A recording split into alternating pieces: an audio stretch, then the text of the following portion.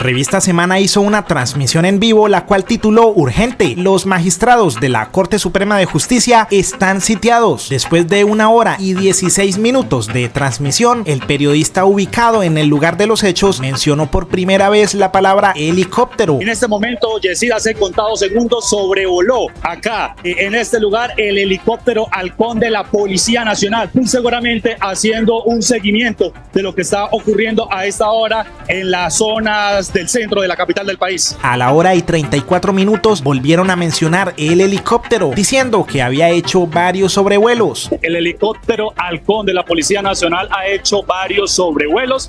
En el tiempo que hemos estado acá, aproximadamente unos 7 sobrevuelos. A las 2 horas con 21 minutos, uno de los periodistas de Semana ya empezó a decir que algunas personas se estaban preguntando si se había ordenado un operativo de rescate debido a los sobrevuelos del helicóptero. A raíz de los sobrevuelos de los helicópteros de la policía por el Palacio de Justicia, algunas personas se están preguntando si es que acaso se ha ordenado un operativo de rescate de los magistrados, como están bloqueados los parqueaderos y no pueden salir. Entonces se estaba preguntando la gente a raíz de esos sobrevuelos si es que acaso están pensando en sacar a los magistrados pues a través de estos helicópteros. A las 2 horas y 24 minutos ya el titular estaba casi listo, pues esta vez dijeron que sería fatal que trataran de desalojar a la Corte a través de helicópteros. Sería fatal que trataran de desalojar a la Corte a través de helicópteros. Y sí, tal como proyectaban desde minutos antes, a las 2 horas y 54 minutos confirmaron que un superintendente les dijo que varios magistrados ya habían sido evacuados en helicóptero. Acabamos de preguntarle a uno de los intendentes que está acá encargados de la seguridad y también de la entrada y salida, y nos dijo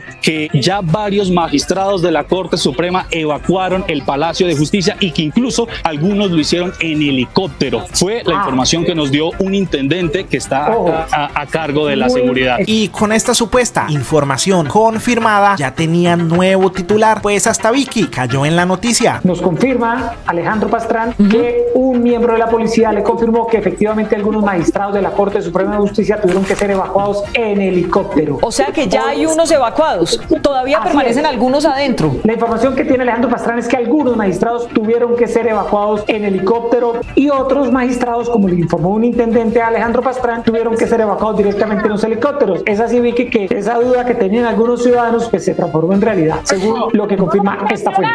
Y así fue como convirtieron un rumor en una realidad periodística, pues como siempre, cuentas bodegas de la derecha como Va Viral 24 salieron urgentemente a regar el titular. Noticias al Mundo hizo lo mismo, titulando en mayúscula: sacan a magistrados en helicóptero. Y lo peor fue que un concejal de Bogotá también confirmó la noticia, y no siendo suficiente, le dijo al presidente que no se lavara las manos. Pero el baldado de agua fría vino cuando se desmintió la noticia del helicóptero y al señor le tocó borrar el tuit y aplicar su mismo consejo, pues se lavó las manos eliminando la evidencia y culpando a la revista Cambio de haberlo hecho caer en la mentira. Eso sí, días antes reconocía a los periodistas y los respaldaba. También dijo que los medios iluminaban con su enorme trabajo, pero ese enorme trabajo fue el mismo que lo convirtió a él en meme público, pues debido a que publicó la mentira, se hizo objetivo de varios montajes. Pues eso le pasa por creer la noticia de Semana, medio que incluso después de haber sido desmentida la noticia de que los magistrados hayan sido rescatados en helicóptero, seguía con su titular mentiroso en su sitio web. De parte de Semana nos parece una falta de respeto, pues por lo menos otro medio que dio la falsa noticia como Telemedellín lo eliminó de su sitio, pero Semana mantiene su titular y mantiene su transmisión, aún sabiendo que está en juego su credibilidad. Pero esto parece no importarles, por lo que puede decirse que importa más dañar al gobierno Petro que perder su credibilidad. Mejor dicho, un nuevo caso de testigo anónimo, o mejor dicho, helicóptero anónimo. Por eso al propio presidente de la República le tocó aclarar uno a uno los ataques de periodistas y personas de oposición en su contra. Les voy a mostrar un Twitter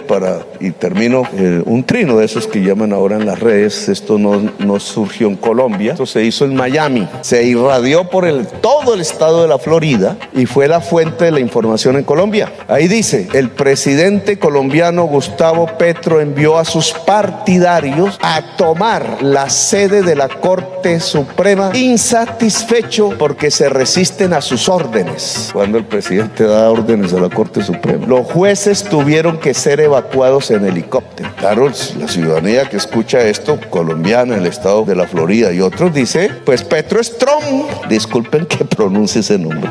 Petro es un dictador, es lo que me dicen a mí en ciertas instancias políticas y judiciales. Lo peor no es si esto salió allá, lo peor es lo que sucedió en Colombia. El problema de ayer de esta información mentirosa, porque no hubo ningún magistrado herido, no hubo ningún magistrado sacado en helicóptero y no hubo un secuestro, siempre pudieron salir y entrar como quisieran. Es más, no salieron porque ellos le dijeron al general de la policía que no querían salir, sino que iban a trabajar más hasta la hora en que salieron. Pero en la opinión pública había otra historia, otra realidad. ¿Cuál era la realidad? Esta. Porque medios de comunicación y dirigentes políticos cogieron esta información y la volvieron noticia real. Un concejal de Bogotá me increpó diciendo que cómo yo dejaba que secuestraran a los magistrados o que había convocado la marcha y que el producto de eso era que los magistrados habían tenido que salir por helicóptero. Yo salí caminando del Palacio de Nariño, no había helicóptero, ni siquiera los de la presidencia, no había necesidad. El general de la policía llegó caminando y entró al Palacio de Justicia y habló con los magistrados que le dijeron además, no hay necesidad, porque yo di la orden de despejar la zona y ellos dijeron que no había necesidad. Los magistrados salieron de sus carros. ¿De dónde salió esta fantasía noticiosa? Esta construcción de una realidad que no era la realidad. ¿Cómo la prensa se pone al servicio de esto? Aquí pudo haber muertos de verdad, pero hay un objetivo detrás. El objetivo detrás es que no se escoja como ordena la Constitución. Ella sí lo ordena fiscal. ¿Por qué piensan que una fiscal decente acaba la impunidad? Y ellos son los protagonistas que se benefician con la impunidad. Y construyeron esta historia falsa para tapar el hecho que decenas de miles de colombianos y colombianas salieron a las calles a pedir que haya una justicia transparente, que las instituciones sean transparentes, que las instituciones no se pongan al servicio del crimen. ¿Por qué hay un sector de la prensa irradiando la mentira solo con el fin de que se mantenga la impunidad? Porque se cobija el narcotráfico, porque se cobija la ligazón del narcotráfico con el genocidio del pueblo colombiano, porque se le encubre la ligazón del narcotráfico con el poder político en Colombia y el económico, y entonces se volvió revolucionario, subversivo, bolchevique, comunista y no sé qué más, el que simplemente se presente una terna de mujeres decentes para que la Corte pueda decidir libremente cuál de ellas es la nueva fiscal general de la Nación. Esto tiene que ver con la conducta democrática con las poblaciones que gobernamos. Nosotros lo que hemos hecho es articular y asociar. Lo he venido diciendo y yo con este gobierno no me voy a callar, ni me voy a callar hoy, ni me voy a callar después, ni me voy a callar nunca.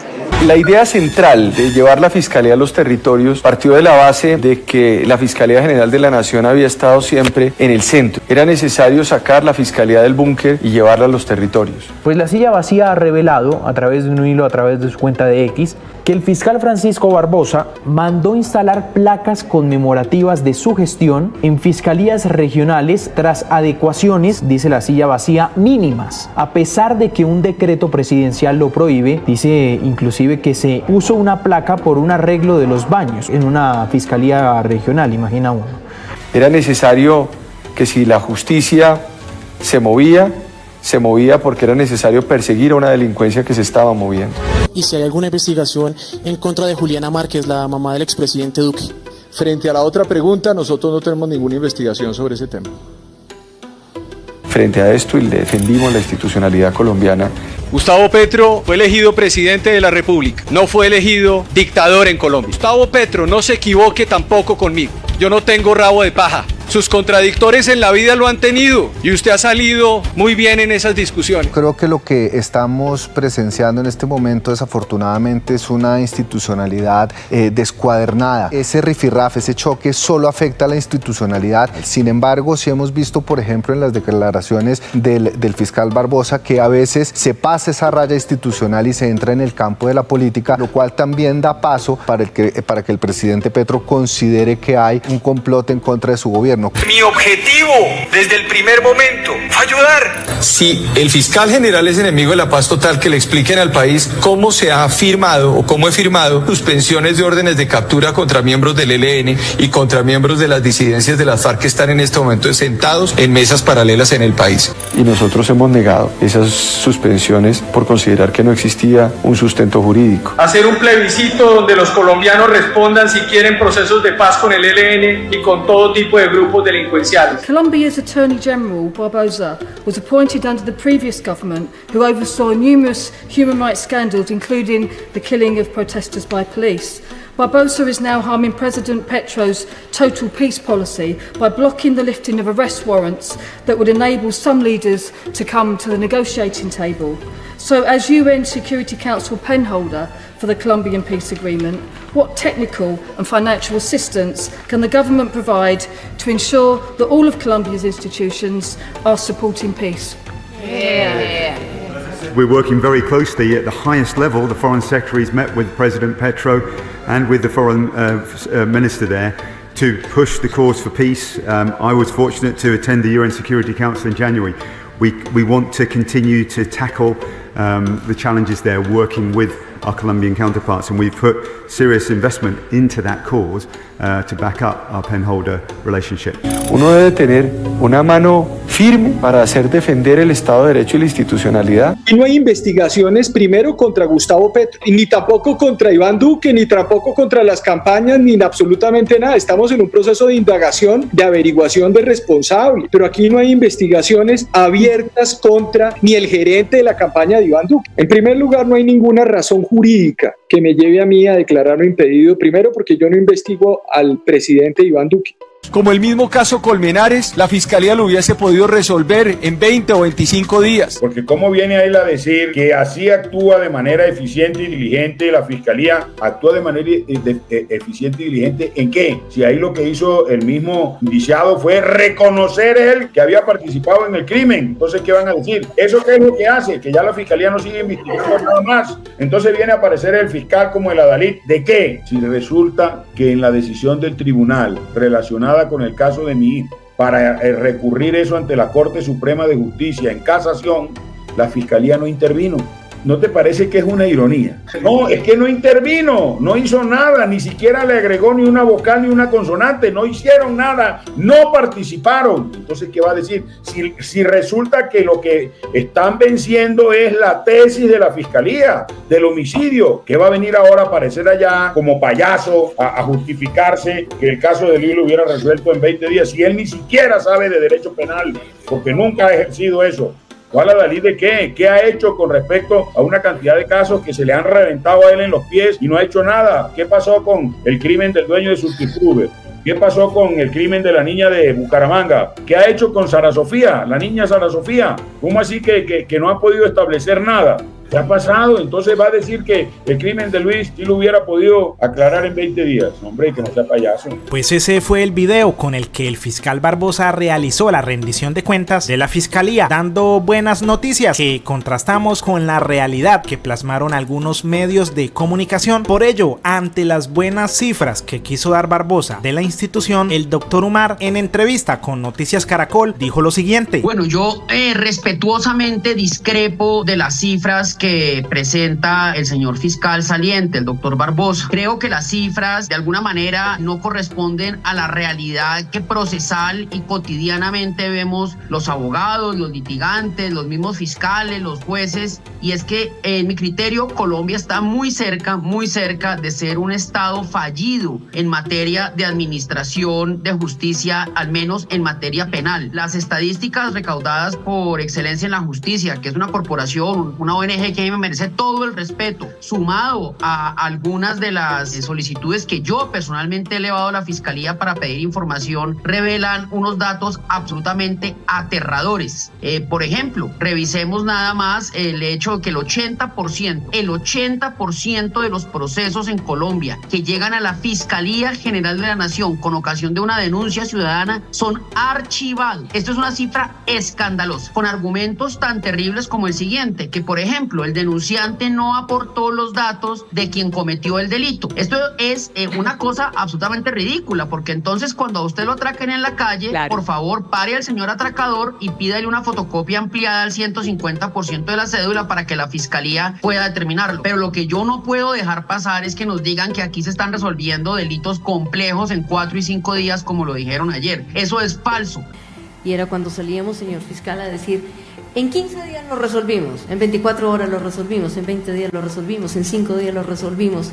Cualquier persona que sepa y que conozca el sistema acusatorio, como lo conozco yo y lo conocen otros cientos de colegas con los que trabajamos estas cifras, sabemos que aquí hay procesos que duran 4, 5 y 6 años y la Fiscalía alegremente archiva las investigaciones. Que la Fiscalía archive el 80% de los casos quiere decir que solo un 20% de los casos son llevados ante los jueces. De ese 20% de los casos, la Fiscalía está perdiendo 6 de cada 10. Mire, en cualquier lugar del mundo, una cifra en la que la Fiscalía pierde 6 de cada 10 casos daría lugar a los más ácidos debates políticos en contra del fiscal. Fico, en entrevista para Semana, dijo que estaba armando un programa de gobierno para gobernar bien a Medellín, asegurando que él ya sabe qué hacer, pues ya había gobernado. Nosotros estamos terminando de construir el programa de gobierno que vamos a radicar la última semana de julio, el día que haga mi inscripción oficial en la registraduría, y con todos los sectores económicos y sociales de la ciudad vamos a empezar a construir desde ahí el programa de gobierno y el plan de desarrollo para gobernar bien a Medellín. En todas las áreas están las propuestas para Medellín. Sabemos qué hay que hacer, ya lo hicimos. Por eso revisamos el programa de gobierno de Fico para la alcaldía de Medellín entre 2024 y 2027 y visitamos el apartado de cultura en su página 81, donde describe precisamente sus propuestas. Anotemos algunas para contrastarlas con un nuevo hecho en su alcaldía. Una de sus propuestas fue lanzar Cultura Medellín con el objetivo de construir confianza. En el apartado de primera infancia, a través de varias de sus secretarías, se hablaba de recuperar su estrategia de lectura en la primera infancia a través de la red de bibliotecas públicas. Y en el apartado educativo, Fico propuso fortalecer la red de bibliotecas y museos para mejorar el ecosistema educativo, pues como él mismo lo puso en su programa de gobierno, un 20% de los jóvenes como actividad cultural visita museos y bibliotecas. En cuanto a algunos de los cargos de personas que trabajarían en sus proyectos, Fico prometió que estos perfiles se iban a fortalecer. En el sector deporte, los perfiles se iban a revisar y a ajustar con el objetivo de recuperar la calidad. En cuanto a gobiernos corporativos, Fico dijo que iba a definir los perfiles acordes a la importancia y el tamaño de la empresa. Pero si el señor Gutiérrez nos prometió todo eso en su programa de gobierno, ¿por qué no lo cumplió? ¿Será porque las promesas de campaña se olvidan después de que sacó los votos, como parece mencionarlo su secretario de Cultura? Fico fue el que me dijo: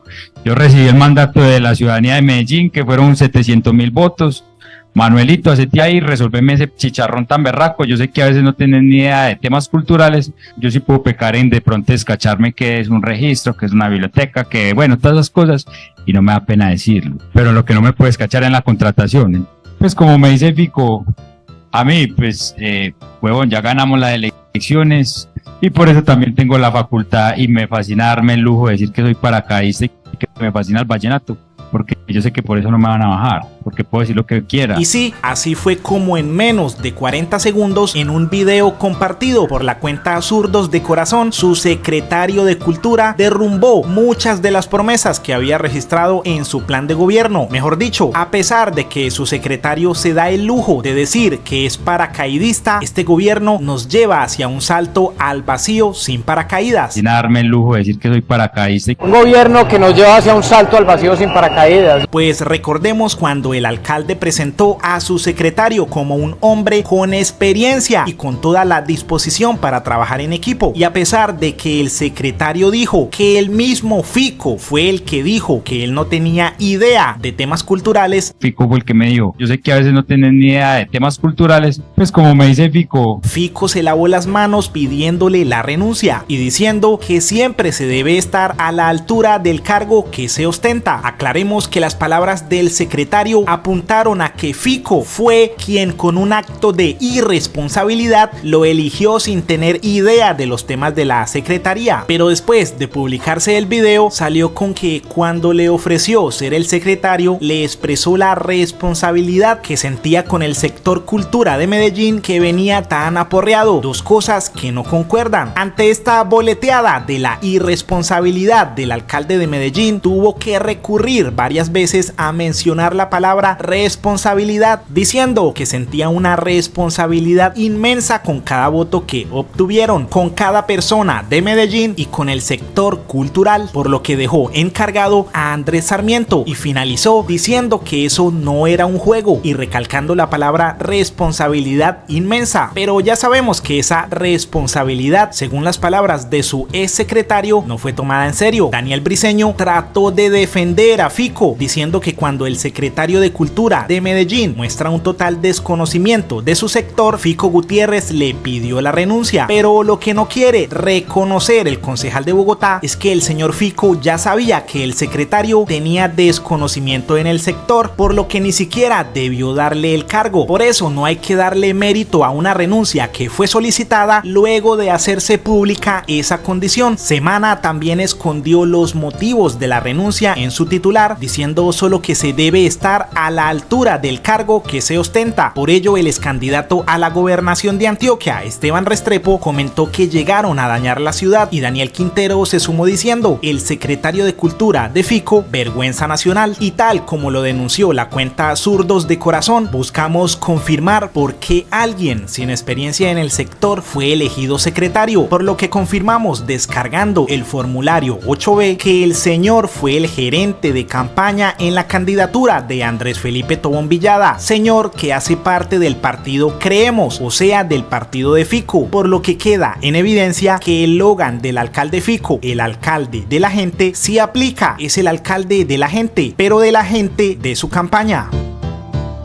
En Noticias Caracol, la reconocida economista Mariana Mazzucato accedió a dar una entrevista a Camila Zuluaga y lo primero que aclaró sin que le preguntaran fue que el gobierno no estaba financiando su trabajo, pues ya la revista Semana había sacado un titular preguntando si tendría un contrato con el gobierno Petro. Tiene un proyecto con el gobierno que está todo financiado por una filantropía que no cuesta nada al taxpayer colombiano. Y aunque la economista dijo que no entraba en temas políticos, Zuluaga encontró una grieta para hablar del tema al que ella quería llegar. Bueno, eso es una pregunta política, yo soy economista académica, no entro en la política. Usted me dice que usted obviamente es economista, es profesora, es investigadora y no se mete en los temas políticos, pero me acaba de decir también que es muy importante la articulación entre los ministerios para poder hacer un proyecto exitoso. Con esta grieta abrió las puertas para preguntar y al mismo tiempo criticar al gobierno Petro. ¿Cómo ha visto la articulación entre los ministerios en esta visita que tuvo durante esta semana? Porque una de las críticas que hay actualmente, digamos, en el gobierno o al gobierno es que no hay una articulación tan fluida entre las distintas carteras y los diferentes ministros. Sin embargo, la jugada salió mal, pues Mazzucato lo que hizo fue revelar el buen programa del gobierno Petro. El problema más grande con los países es cuando ni tienen una visión, ni tienen un plan de desarrollo que sea en torno a clima, biodiversidad, salud para todos. Eso hay en Colombia. En Colombia hay una visión en torno a un desarrollo nacional que tenga estas metas en torno a biodiversidad, salud, clima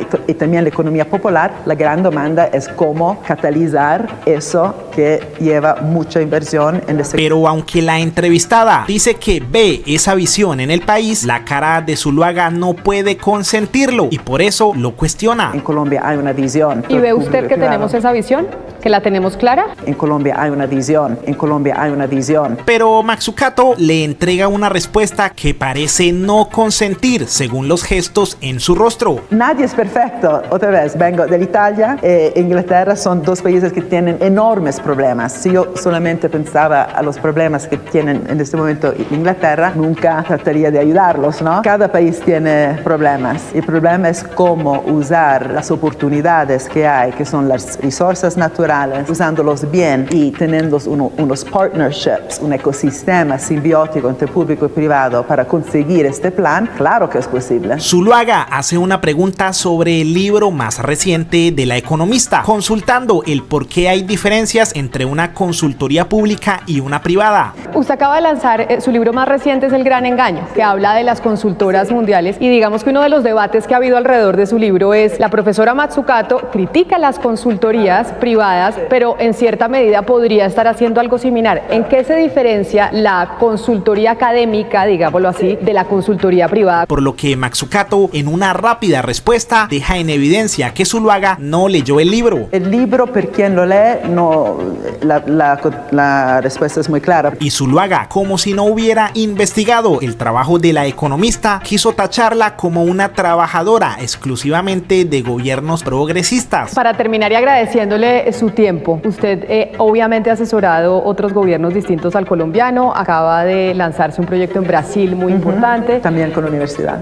Pero siempre o por lo general con gobiernos progresistas, Pero la entrevistada le desmintió esta hipótesis a Zuluaga. Sí, por primero yo he trabajado no solo con gobiernos progresistas, trabajé con el Tory government en Inglaterra porque son ya 10 años que están en power y los ayudé precisamente a hacer una estrategia industrial que fuera mission oriented antes de Brexit. Después de Brexit usaron todo el mejor staff, se fueron en otra parte del gobierno, pero solo para decir, yo no trabajo solo con gobiernos progresistas. Y como si tuviera algo que ver con la conversación, preguntó sobre Javier Milei. Y es la propuesta económica que puede llegar a ser contagiosa en la región del presidente Javier Milei. Y quiero preguntarle, y ahí sí quisiera que hiciera un poco de pronóstico sobre la propuesta económica que tiene hoy Argentina. Pero la respuesta dejó casi sin respiración a Camila Zuluaga. Con Milei es un caso casi patológico porque está llevando a un extremo el problema que estamos hablando desde la última media hora, que está poniendo como enemigo, ¿no?, el Estado con su chainsaw, diciendo que tenemos que cortar, que tenemos, en vez de decir necesitamos un Estado mejor, y puede tener toda su crítica tal vez, ¿no?, de cómo el Estado no ha funcionado en Argentina, no está diciendo eso, está tratando de eliminar, ¿no?,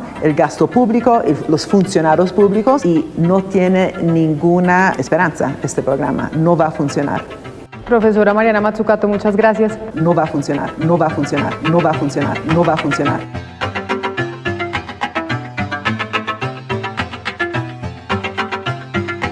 Pues ahora esta misma periodista en Mañanas Blue entrevistó al expresidente del Consejo de Estado, Gustavo Gómez Aranguren, y le preguntó si debería presionarse a la Corte para elegir una nueva fiscal. Pero primero recordemos que Zuluaga era una de las que preguntaba por qué Petro envió una terna tan anticipadamente. ¿Por qué enviar esta terna para fiscal de manera tan anticipada? Primero 6 meses antes y ahora 4 meses y medio antes de la elección. Pero hoy parece defender la idea de que la Corte no ha tenido tiempo, por lo que la respuesta de Gustavo Gómez dejó muy pensativa a la periodista. Usted ya ha oído las discusiones que se han dado en los medios de comunicación y ante la opinión pública de si se debe presionar a la Corte, si no se debe presionar a la Corte, si la Corte debería elegir ya, si se está demorando mucho, que Naciones Unidas se pronuncia, que la CIDH le está diciendo que elija. Yo quiero preguntarle a usted su opinión como expresidente del Consejo de Estado, como alguien que estuvo en la rama judicial durante tantos años, sobre esta situación actual. Y es, ¿sí se está presionando a la Corte? ¿La Corte debería elegir ya fiscal general de la Nación, puesto que hace 6 meses el presidente le envió la terna y conoce las hojas de vida a profundidad? ¿O este es el curso normal que se da para elegir fiscal en Colombia? Camila, eso no es normal en función pública. Cuando uno tiene un deber de cumplir un término, no es un consejo el que la ley le da. Y por más de que uno sea magistrado de alta corte, son los más obligados a cumplir con la ciudadanía, dentro de los marcos de los términos para elegir. Hay un deber que se está establecido en la finalización del periodo del fiscal saliente. Ahí hay un deber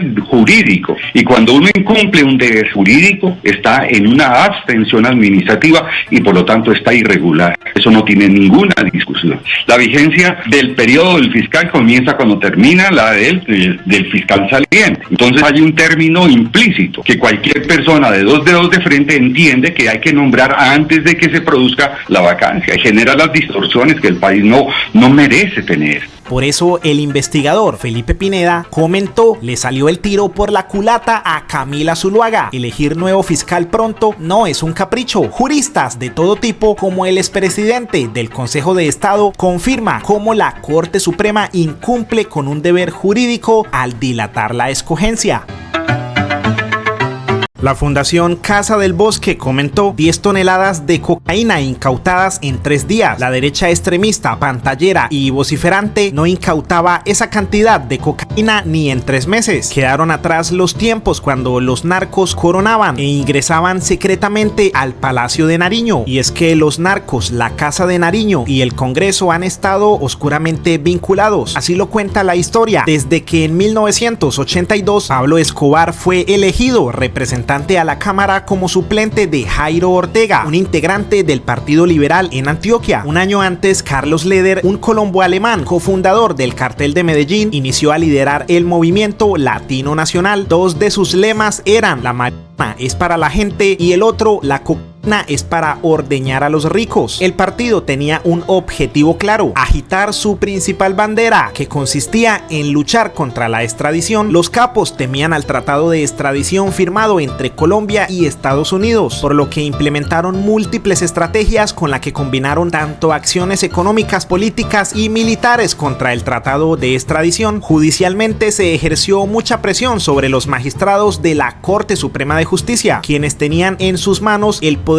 de desbaratar la extradición con trabas judiciales, como el declararla inconstitucional. Entre 1985 y 1987 se presentaron varios intentos por deslegitimar la extradición. Por ejemplo, en 1986 se declaró inexequible la Ley 27 del 3 de noviembre de 1980, la cual reglamentaba la legislación, pues no había sido sancionada por el presidente, sino por un delegado, por lo que el presidente inmediatamente sentenció la Ley 68 de 1986 con el mismo contenido, pero de nuevo la Corte la declaró inexequible. La influencia de los carteles fue tanta que incluso el texto original del artículo 35 de la Constitución Política decía: se prohíbe la extradición de colombianos por nacimiento. Sin embargo, el acto legislativo de 1997 modificó este artículo para que la extradición se pudiera solicitar, conceder u ofrecer de acuerdo con los tratados públicos, y en su defecto con la ley. Varias de las personas que lucharon contra la relación tóxica entre el narco y la política colombiana no pudieron seguir en pie, como Rodrigo Lara Bonilla, asesinado por sicarios de Escobar; Guillermo Cano, exdirector del diario El Espectador, asesinado también por Escobar; o Luis Carlos Galán, quien cayó a manos del Cartel de Medellín. La lucha contra estos nexos ilegales se ha dado por hombres valientes que han expuesto valerosamente sus vidas, como lo hizo Gustavo Petro en su debate sobre el paramilitarismo en Antioquia, o en el debate de la parapolítica en Sucre, donde denunció a muchos de los hombres más peligrosos en Colombia. Y estos debates son los que le hacen falta al país, pues hoy en día nuestros congresistas, como por ejemplo Polo Polo, solo van al Congreso a decir que de desigualdad nadie se ha muerto, o llevar personas para interrumpir sesiones en el Congreso. Yo soy una sobreviviente de ustedes y estoy aquí en nombre de Miguel Polo Polo. Él nos invitó para ingresar a la comisión. Hay oportunismo político, que hay gente y actores que utilizan además a estas personas. Y es que miren esto: Gustavo Petro dijo que nunca se había incautado tanta cocaína por acción de nuestra fuerza pública, casi 10 toneladas en 2 días. Y Polo Polo, el cual parece desconocer el aporte del presidente en la lucha contra la ilegalidad, le respondió: ¿y usted feliz? No. Por ello la cuenta Jojare comentó: hasta donde ha llegado el nivel de estupidez.